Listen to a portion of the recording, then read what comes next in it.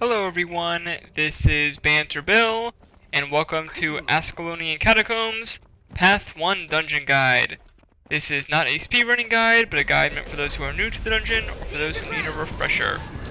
Starting off, you're going to kill this Graveling breeder right here. He is relatively easy, in fact you could probably solo him if you needed to. In terms of class composition, I usually recommend at least one elementalist, as their ice bows come in handy later in the dungeon. I'll just fast forward to when we can actually choose our path, because the guys take forever to walk up here.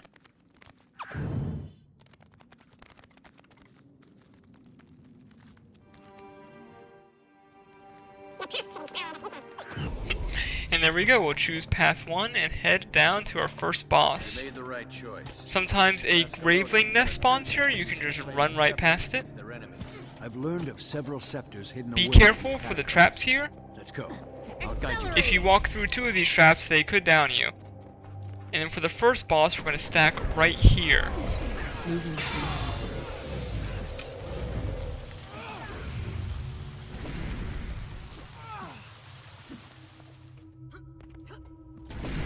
Starting off, I'm just going to pull the spiders back into that corner, and once I pull all the spiders, the boss spider will spawn. So I don't get all of them here, so I'll just bring back this group and get the next group next time. Oh, there we go, I did get them all. For the Spider Queen, you want to stay in your stack. Condition removal is very helpful, as she'll throw down a bunch of conditions on you.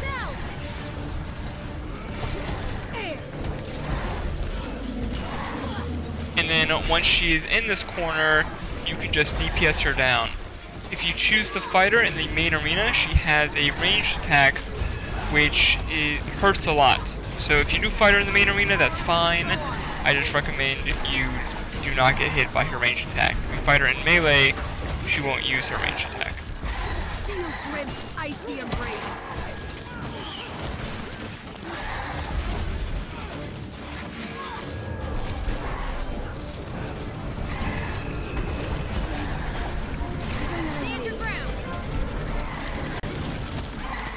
And there we go, first boss down. Going into this room, you do not need to kill the gargoyle statues. If you move into this next hallway, then you'll find a couple of gravelings. You want to attack the breeder first, and the AoE the rest. You also want to stack tight together. If you stack tight, you won't get knocked down as much. I like to come to this left-hand side. Some other groups I'm sorry, the right-hand side. Some other groups like to stack on top of the rock on the left-hand side. That works, and it's a bit safer. However, sometimes the bad guys will get invulnerability. You'll need to go down to get that status effect off. So I just like to fight them here. They're relatively easy if you have stability. And we'll just DPS this last guy down. And if you stay close to him, he's less likely to use his knockdown attack.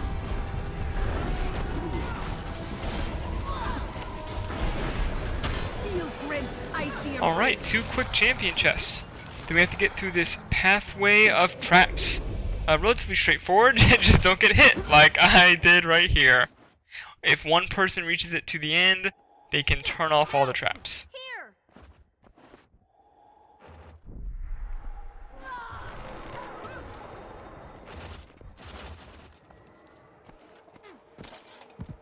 So I'm just gonna wait for my teammates, because apparently I can avoid traps.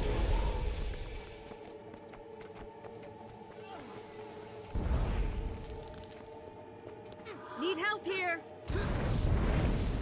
And then you do not need to kill these gargoyle heads. Most groups on path 1 will skip the mid-boss, but we decided to do it because we want that champ chest. He's actually hard if you don't know what you're doing. He has a spin attack which will pull you in, do a lot of damage, and put a lot of conditions on you. However, you can reflect, stability, or block through it. So as long as you watch for that attack, you should be okay. In terms of his ads, I recommend just AoEing the ads. If you're not bringing them down, then focus on them. So as a guardian, I will try to pop stand your ground. every time I see his spin attack. So that was an example right there. It's kind of hard to see fast forward, and I apologize for that. But if you do it yourself, you should be able to tell, because if you don't dodge it, you'll get pulled in.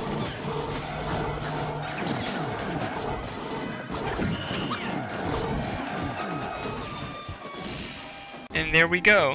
The main advantage to killing the mid-boss is his champ chest and event chest, and it'll spawn a waypoint after you beat him. So if you wipe on this part, you don't have to walk all the way. Coming down in this part, you want to run down after these flames. You can run off to the sides, but I find just going straight through if you time it right is okay. However, you want to stop at the bottom of the stairs, because if you go too far in, you may activate the next event. This next event is probably the hardest part of the dungeon. One person will have to protect Hodins, while the other 4 go around killing Graveling nests. Now this is where the ice bow comes into play. The ice bow does massive damage to the Graveling nests. So since I'm a guardian, I'm going to guard Hodins, and the rest of my group will go around killing nests. You want to organize it so 2 people aren't using the ice bow on the same nest.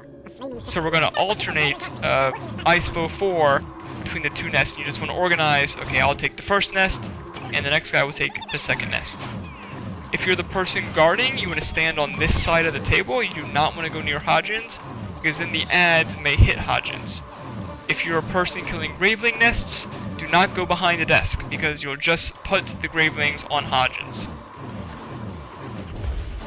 And as long as you're using your ice bow attacks, it should be pretty easy, and as long as you keep the Gravelings off Hodins. These Gravelings do pack a punch, so I recommend bringing condition removal, or they'll stack a lot of bleeds on you.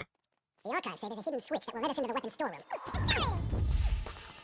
The hidden weapon switch is easily found up here. If you beat the mid-boss, you can just waypoint, and that's what I do here.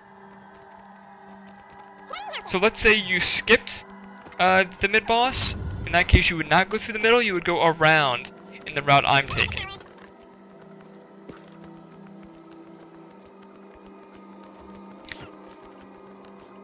Alright, and we're going to skip this next part. Just run up the ramp and ignore the Gravelings, or the grubs rather.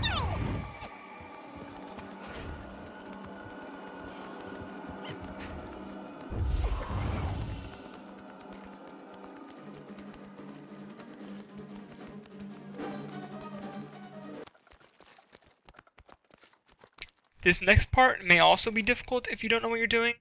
One person can solo this, although I really like 4 people to go out and search for the scepter pieces and 1 person to stay behind. The 1 person who stays behind can end the event once the 5 scepter pieces are collected. I recommend blocks and stability for this part, as the Gravelings will knock you down, and that's probably how they'll kill you if you do get knocked down. So I bring Save Yourselves, which is a Stunbreaker, Stand Your Ground, which has stability, and Retreat, which has a block.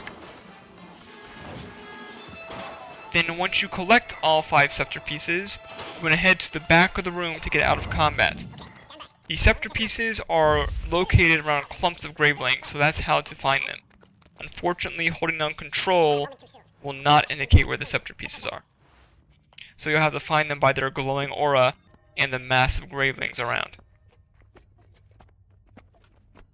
And once you get the scepter pieces, just waypoint back, and we're going to skip the next part.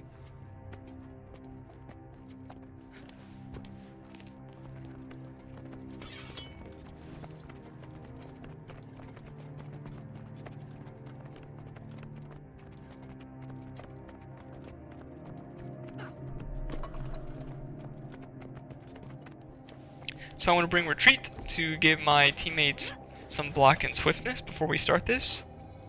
And once we're all here, we are going to go. Retreat! The main thing to watch out for are the Gravelings can knock you down and these flame traps right here. I usually like to either wait or dodge through these first flame traps. If you get caught in that flame traps, you may go down. Stability is also useful because if you do lag behind and the Gravelings knock you down, you can quickly get back up and catch up to the group. Once you do make it through that first part, you want to head through the second tunnel on the left.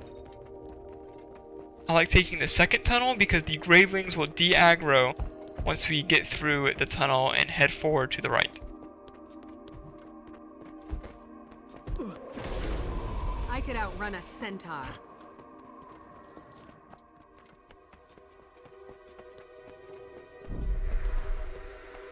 So once you get through the graveling part, just head back into this hallway to de-aggro the gravelings that are following you. Defense, then offense.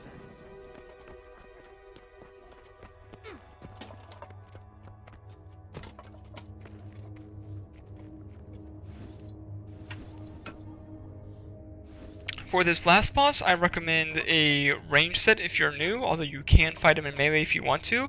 There is a glitch on the stairwell where you can range him from the stairwell and he won't hit you. However, it's faster just to fight him normal, so that's what I do.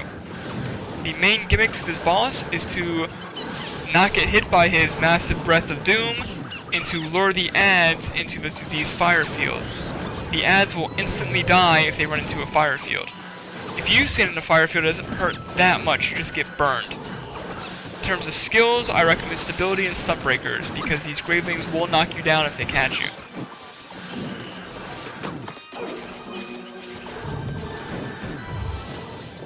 So I just run through these fire fields to kill as many of the adds as possible. If you do go down, try to rally off an add. Who knows, it could run into a fire field and you may be instantly able to get back up.